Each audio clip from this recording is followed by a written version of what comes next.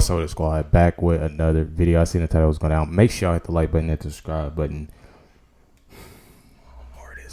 More of this. Make sure y'all go check out the last video I posted. This is actually, I find it interesting, with all the cases that Trump has been, through, and every single last one of them is obviously shooting down, not doing so good with them, and not even realizing, it's not doing nothing, making his, supporters stronger, his team stronger, and knowing who's real too. I feel like that's one thing about it is knowing who's real, and I think you kind of sense that, but I feel like that's one of the things, who to trust, and all of that. So, definitely, let's go ahead and jump right into it. Ex-attorney for Donald Trump, Michael Cohen, is taking the stand today in Trump's New York criminal trial, and the media is already hyping his make-or-break testimony. They are the details prosecutors said Trump paid to bury in 2016, and they are now counting on Michael Cohen to complete the narrative and pin the crime on Trump. There's a lot of corroborating evidence that supports Michael Cohen's story. Mr. Trump knew there were no legal services, so that may be the shocking Cohen story. Oh, okay. Mr. Trump knew there were no legal services, so that may be the shocking detail that Michael can provide. But one CNN host is breaking from the pack. Listen to this. The trials against him keep him in the spotlight, infuriate his base, who sees him as a martyr, and even may serve to make him the object of some sympathy among people in general who believe that his prosecutors are politically motivated. This happens to be true, in my opinion. I doubt the New York indictment would have been brought against a defendant whose name was not Donald Trump. Joe Concha is a Fox News contributor, and he joins me now. Joe, good morning to you. Interesting moment from Fareed Zakaria, who was one of Donald Trump's biggest TV critics, saying that Donald Trump is getting a raw deal here. What does that say about this case? Well, Carly, and happy Mother's Day, by the way. I'm sure you had a nice day yesterday. The voice is a little hoarse, so it sounds like you probably went clubbing afterwards with with the husband, and that's a good thing. Look, Fareed Zakaria is absolutely correct, and we need to hear more of this kind of commentary from those who say they are journalists over at that network or at MSNBC. Both exist as the resistance networks, for the most part, to Donald Trump, who you see on your screen.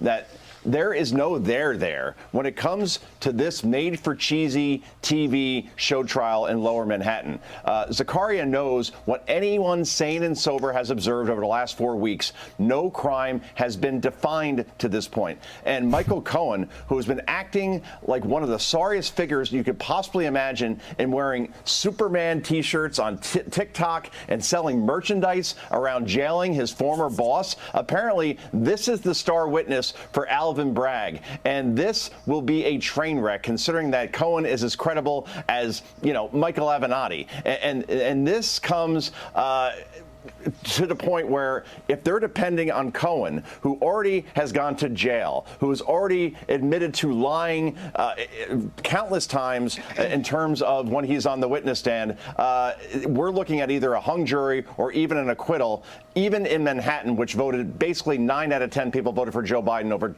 Donald Trump in 2020. So this is where we're at this point. And when you consider Fonnie Willis, Jack Smith, those trials are probably happening after Election Day. This lawfare attempt to take out Donald Trump looks to be over. And then, Carly, wow, we may have an election that's not based on... He just going off. I'm listening. I ain't trying to pause too much. He's going off, though.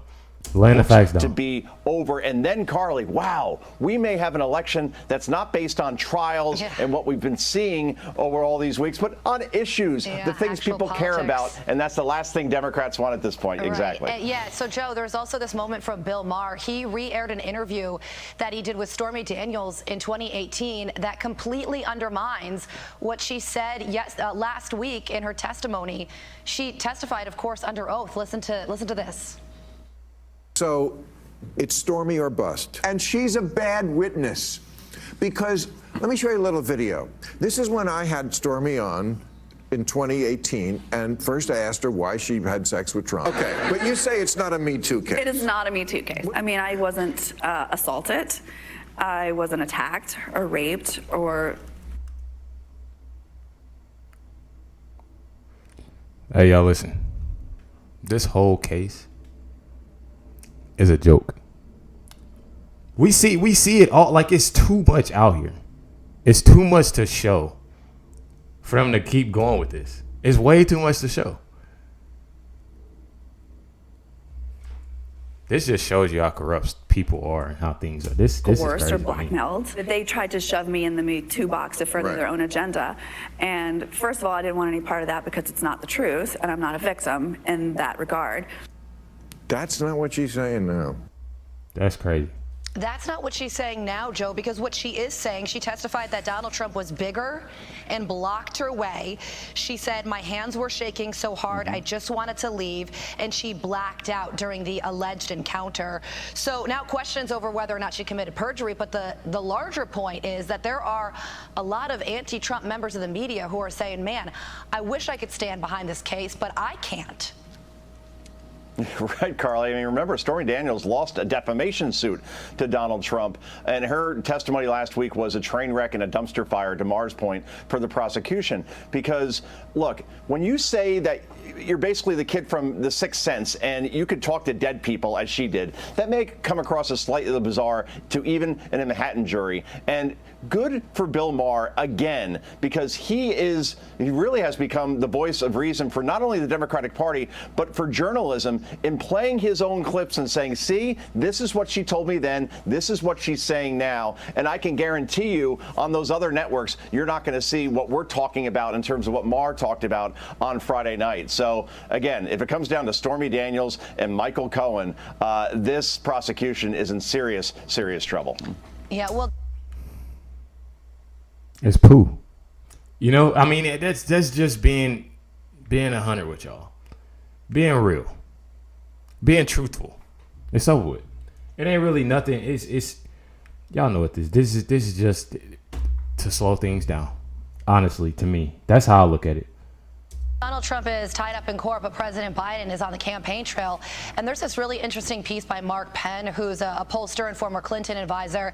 And he wrote in the New York Times that Biden is doing it all wrong. He writes, by pitching too much to the base, he is leaving behind the centrist swing voters who shift between parties from election to election, and I believe will be the key factor deciding the 2024 race. The reality is that swing voters in battleground states who are upset about immigration, inflation, what they see as extreme climate policies and weakness in foreign affairs are likely to put Mr. Trump back in office if they are not blunted. So the latest example also, Joe, is President Biden's Israel policy. And Mark Penn is saying, don't worry about the base. Appeal to the Nikki Haley voter. You know, Carly, I've gotten to know Mark Penn a bit over the years, going back to my days at the Hill when he would host these breakfasts for politicians and for some fairly important people in Washington and explain to them exactly what America's thinking on major issues. And he's one of the brightest minds, one of the smartest minds in this business. So we really should pay attention to him because he helped Bill Clinton win elections back in the 90s. And what he's saying today is absolutely correct. The Biden approach has been to tell voters that the economy is actually great, and you're not really feeling what you're feeling when it comes to every time you go to a food store to buy food, or every time you go to the gas station to buy gas, or when you're paying your rents, or when you look at mortgage rates. So in the end, the Biden administration very much should pay attention to this opinion piece, because in every swing state, Joe Biden is trailing on average to Donald Trump. He is trailing nationally, and Trump seems to have all the momentum while Biden appears to be fading as he is mentally. So that's where we're at this point. Mark. All I got to say is y'all got somebody in well, we I ain't gonna say y'all. We got somebody in office that literally ain't going through nothing, you know. Meaning court, you know, had this, you in office, you know, president. Boom. Then you got somebody that's in court going through everything. Hatred, you know, bad comments. Oh yeah, Trump going to jail. He's guilty. He's doing this. Oh, let's put him through all these courts. Let's do this. We're going to get him for this too. We're going to do this. We're going to do that. He's still winning. Biden, what are you doing? Make sure you hit the like button, subscribe, but definitely appreciate y'all. Much love to everybody. Catch y'all next one.